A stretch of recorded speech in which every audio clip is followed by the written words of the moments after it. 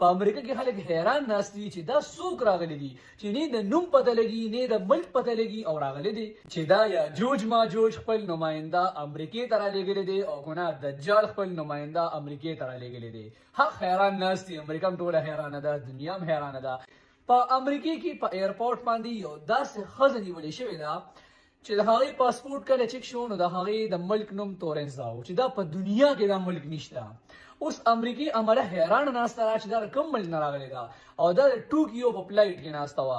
د ټوکیو چې کوم جاپان پلایټ دی په هغې کې دا راغلی وه. اوس چې کله د دې پاسپورټ دننه چک شو نو دې پر خپل پاسپورټ باندې د بالا ملکونو سفرونه کړي او د هغې سټامپونه پرې هم لګېدلي وو.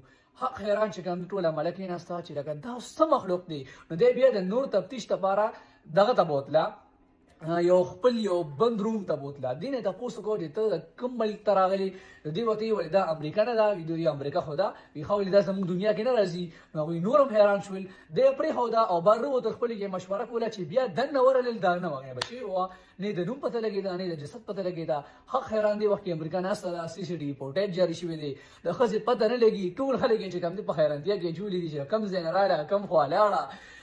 حق حیران ناست دي. تورن زموږ په دنیا کې نشته. په پاسپورټ یې ملکونو ته سفرونه کړي دي چې دا دجال نماینده دی که یاجوج ماجوج دي. هر حیران ناست دي چې دا څه لوبه روانه ده. تاسو دې باره کې څه وایئ؟ خپل رایې په کمنټس کې لازم راکړئ. مهرباني